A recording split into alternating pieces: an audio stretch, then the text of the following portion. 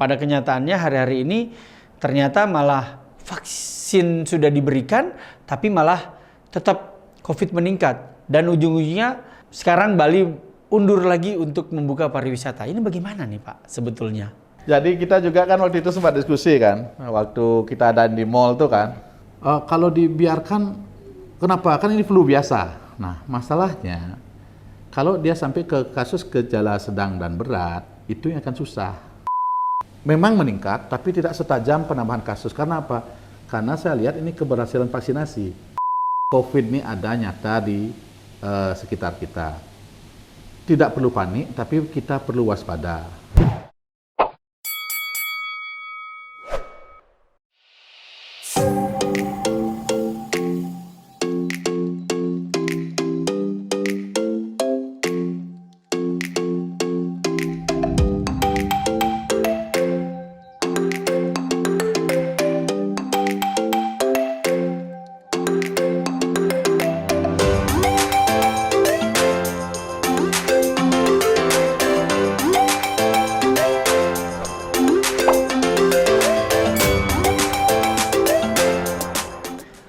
Om Swastiastu, Semeton Tribuners dimanapun Anda berada. Kembali bersama Ojan di sini dan hari ini kita beruntung sekali bisa langsung menyapa Kepala Dinas Kesehatan Kabupaten Badung, yaitu Bapak Dr. Inyoman Gunarte. Swastiastu. Om Swastiastu, Ojan ya. Punapi gatre. Kabar sehat, selalu semangat. Pandemi itu kan kita harus semangat, harus selalu jaga diri, harus selalu sehat. Itu aja intinya. Baik Pak, terima kasih. Pak, boleh sedikit dong cerita tentang profil Bapak, biar Semeton Tribuners tahu nih. Oke, terima kasih teman-teman di Tribun. Nama saya Dr. Inyoman Gunarte. Saat ini sebagai Kepala Dinas Kesehatan Kabupaten Badung. Jadi saya mengabdi di Dinas Kesehatan sejak tahun 2020 Januari. Sebelumnya lama dari PNS dari tahun 2002 di Rumah Sakit Daerah Mangusada. Kemudian 2020 pindah ke Dinas Kesehatan berbarengan dengan mulainya pandemi Covid. Selama Bapak menjabat nih selama 2 tahun ini ya kurang lebih, kira-kira apa nih program-program yang menurut Bapak unggulan dan sukses? Di Badung ini selama masa pandemi kan tantangannya cukup berat. Mungkin agak berbeda dengan di daerah lain. Karena kita di Badung itu kan daerah pariwisata, sekecil apapun ada kejadian itu pasti langsung nyebar ke tidak hanya Indonesia sampai ke seluruh dunia. Itu tantangannya di sana. Nah, selama perjalanan ini yang kita lihat adalah kita di Badung cukup mampu untuk menghandle itu. Ukurannya apa? Kalau ditanya ukurannya ya, kita Badung termasuk yang pertama punya rumah singgah baik untuk tenaga medis maupun untuk saudara-saudara kita yang terpapar COVID. Kemudian yang kedua, kalau saya lihat vaksinasi. Vaksinasi di kita kan termasuk cukup berjalan dengan baik. Tingkat partisipasi masyarakatnya bagus. Kalau tidak salah kita diberikan target oleh provinsi untuk 70% terbentuk herd immunity, itu di angka 70% di masyarakat tervaksinasi untuk umur yang 18 tahun ke atas. Untuk Badung kita kan ditarget 353.000 lebih untuk divaksin. Sampai hari ini kita sudah lebih dari itu. Kenapa? Kenapa bisa lebih? Karena yang kami vaksin tidak hanya masyarakat Badung, tapi juga orang yang tinggal di Badung, menetap di Badung sebagai penduduk non permanen juga kita vaksin.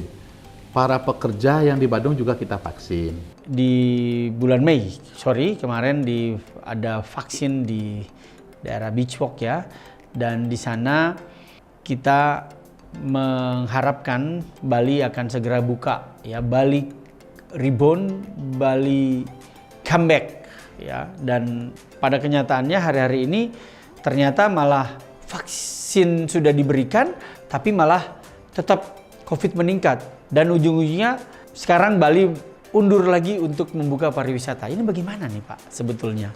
Jadi kita juga kan waktu itu sempat diskusi kan, waktu kita ada di mall tuh kan, kita pikir ya kalau ini vaksin berhasil, makanya kita kejar-kejaran waktu itu sampai kita pasang target dan bersyukur di bulan Juni ini semua desa di Badung sudah tervaksin. Ternyata dalam perkembangan waktu kita diskusi itu mungkin rasanya kasus sudah mulai turun ya waktu itu single digit nggak nyampe 3 digit seperti sekarang. Jadi kita optimis sekali waktu itu. Ternyata ada perkembangan terbaru sehabis Lebaran 2 minggu terakhir nih kasus meningkat sekali. Nah ini yang perlu pemikiran lebih jauh. Bagaimana kedepannya kita aman untuk warga kita, aman juga untuk wisatawan yang berkunjung ke Bali. Kita ketahui bersama bahwa Badung adalah menjadi daerah tujuan pariwisata utama di wilayah Bali ya. Dengan ditutupnya Badung ya, yang otomatis hampir semua tempat wisata itu mungkin hampir 75% semua ada di Badung ya. Bagaimana ini pandangan Bapak dan apa yang Bapak rasakan nih ya? Karena ini kan harapan orang sangat besar ini terhadap pariwisata Badung. Seperti apa, Pak? Ini kalau kita lihat biasanya penanganan COVID itu seperti yang saya katakan tadi itu tidak melulu itu masalah kesehatan. Karena kalau di hulu itu peranannya justru adalah lebih banyak adalah masyarakat itu sendiri. Bagaimana kita tetap beraktivitas produktif, saya tidak pernah mengatakan tidak beraktivitas. Kemudian kami mulai peranan banyaknya itu adalah Dinas Kesehatan adalah di tengah waktu melakukan tracing dan testing. Nah, kami pastikan di Badung ini kami siap pengambilan sampel itu ada di setiap puskesmas bisa, baik untuk rapid antigen, baik untuk swab PCR. Kan muncul pertanyaan di masyarakat, kalau dibiarkan kenapa? Kan ini flu biasa. Nah, masalahnya kalau dia sampai ke kasus gejala sedang dan berat, itu yang akan susah. Akan kita membutuhkan ruang perawatan yang banyak. Risikonya kalau kita lepas sekali, kasus sedang berat yang akan tinggi. Penambahan kasus di Bali itu kayak kurvanya tajam sekali. Tapi kalau kita lihat, kebutuhan kamar di rumah sakit memang meningkat, tapi tidak setajam penambahan kasus. Karena apa? Karena saya lihat ini keberhasilan vaksinasi. Kalau kita kasus tanpa gejalanya yang tinggi sehingga masih bisa diisolasi mandiri ataupun diisolasi di rumah singgah. Nah, ini tadi sudah banyak begitu penjelasan dari Bapak dan kita rasa masyarakat juga semakin mengetahui hal-hal yang perlu dilakukan dan harapannya. Bisa berikan sedikit closing statement nih kepada Tribuners. Silakan, Pak. Kalau dari saya, Belia, dan juga untuk teman-teman Tribun, pertama saya tentu mengucapkan terima kasih kepada seluruh teman-teman media. Karena teman-teman media lah corong kami untuk memberikan informasi yang sebenar-benarnya, serealnya tentang kondisi ini. Jadi masyarakat, saya mohon, ini tidak lagi hoax.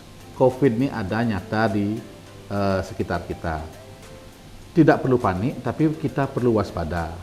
Beraktivitas yang produktif tetap dijalankan, tentu dengan cara apa? Dengan cara menerapkan protokol kesehatan, sehingga kita tetap produktif di era pandemi, tapi kita tetap bisa terlindung dari terpapar COVID-19. Itu mungkin yang terbaik bagi kita semua. Terima kasih.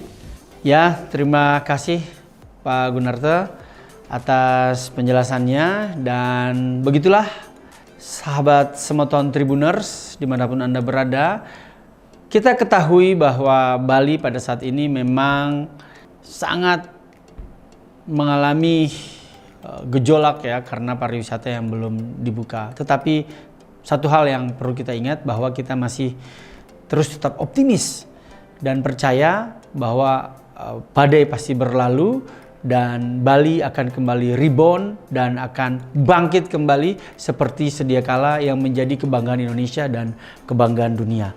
Kita tutup dengan Prama Santi, Om Santi Santi Santi Om. Wassalam. Raih cita-cita, bangkit melanglang buana. Tunjukkan keunggulan pada dunia. Yamaha All New NMAX 155. Live the Pride.